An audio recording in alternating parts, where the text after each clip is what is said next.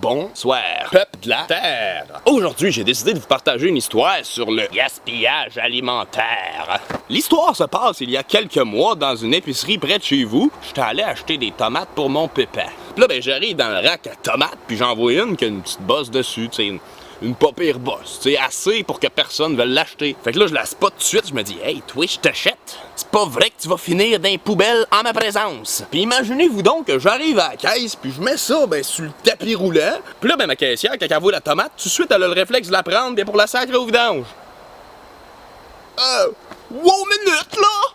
C'est parce que, madame, si je l'ai pris, cette tomate-là, c'est parce que je la veux. Là, elle me regarde avec des grands yeux, genre, voyons!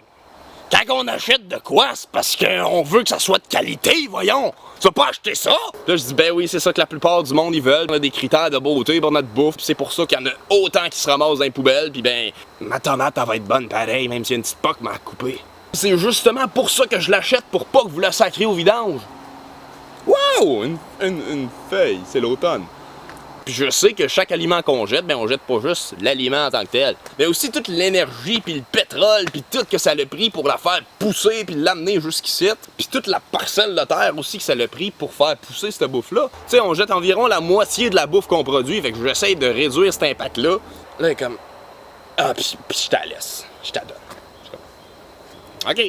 Sérieux, si vous avez la chance de spotter des fruits et légumes moins parfaits, essayez d'y prendre, parce que oui, les épiceries jettent beaucoup en hostie, mais c'est à cause justement que les clients, ils ont des normes d'esthétique, de perfection d'aliments qu'il y en a autant qui se fait jeter. D'ailleurs, j'aime bien ou j'haïs moins les maxi à cause que justement, ils font des racks de 50% qui mettent leurs affaires qui sont sur le bord de périmés. Ça, c'est cool, aller faire un tour dans ces racks-là, ça vaut la peine. Soyez vous aussi des sauveurs et des sauveuses de bouffe! T'sais, on s'entend qu'une grosse partie du problème actuel, c'est l'hyperconsommation. Fait que si on passe de consommateur à conscience acteur, on peut grandement diminuer notre impact et notre empreinte écologique individuelle. Puis si vous allez dans un marché public ou une épicerie locale ou whatever, c'est vraiment facile de barguiner, de négocier pour de la bouffe, surtout en fin de journée. Quand il y a des commerçants, commerçantes, il leur reste full de stock puis ils veulent le passer. Essaye-toi et dis, hey, qu'est-ce que tu me donnes pour une pièce, pour 2 piastres? Il y a un de mes chums qui a fait ça puis il y a eu une giga grappe de banane pour 1 pièce. C'est comme toutes des façons de prévenir le gaspillage alimentaire puis de devoir aller chercher dans les poubelles. Mais on s'entend que le processus de non-gaspillage se limite pas à ce que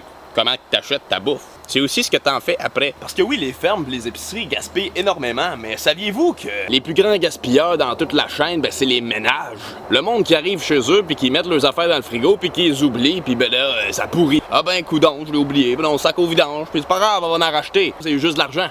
Puis là, pas juste de l'argent, le gros. C'est de l'énergie, c'est de la terre, c'est des souffrances humaines, animales. Je pense que le monde qui cultive des fruits tropicaux pour nous autres, il tomberait sur le cul s'il voyait comment on en gaspille. Ça a juste pas d'allure. Ah, puis n'oublions pas la partie préparation de la bouffe. Tu sais, déjà que ton céleri à la base, quand il pousse, ça doit être long de même, mais là, la ferme enlève ça. Puis là, toi, rendu chez vous, tu enlèves ça de chaque barre. Sacrement. Ou tu coupes un fruit ou n'importe quoi, t'enlèves de la pleure, t'enlèves genre ça. Tu manges du melon d'eau, de la cantaloupe, puis tu lèves genre ça de rouge, puis que... Si, moi, je mange même la croûte, c'est comme c'est bon. Et surtout, les enfants, faites bien attention à la propagande des petits bonhommes et des comiques qui veulent que vous gaspillez la moitié de vos pommes. Une pomme, ça se mange au complète. Surtout cette partie-là. C'est pas parce qu'il y a une petite bosse ou une mini tache de moisissure sur ton aliment que tout le reste, c'est plus bon.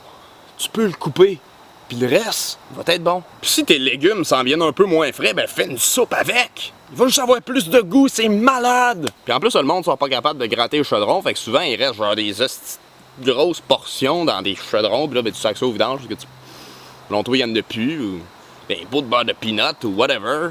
J'arrive du Rainbow Gathering, puis quasiment à chaque soir, j'étais capable de me faire une portion complète parce que je grattais les gigabols, puis là, ça remplissait mon assiette juste avec ce qu'il y avait de coller ses bords, mais tu sais, il y a plein de monde qui se servait plus parce qu'ils pensaient qu'ils n'avaient plus, mais hey, il y en a, là. Tu sais. Ah ouais, puis n'oublions pas le gaspillage qu'on fait à l'intérieur même de notre corps, parce qu'on mange pas. On est ben trop pressé de retourner travailler, fait qu'on donne 2-3 coups de dents puis on avale tout rond. Hey, le gros, c'est parce que t'as pas de dents dans ton système digestif. Tout ce que tu manges pas, tout ce que tu mets pas en liquide dans ta bouche, tu vas le chier. 70% de la digestion se fait dans la gueule. Puis tu ne profites que d'une mince portion du plaisir gustatif, puis des nutriments, puis de tout ce qui fait qu'on mange à la base. Tu sais, en avalant ça tout rond, tu sais. Tu te remplis, tu as l'impression d'être plein. Mais après ça, t'as faim 2 heures après parce que t'as pas mâché ta bouffe.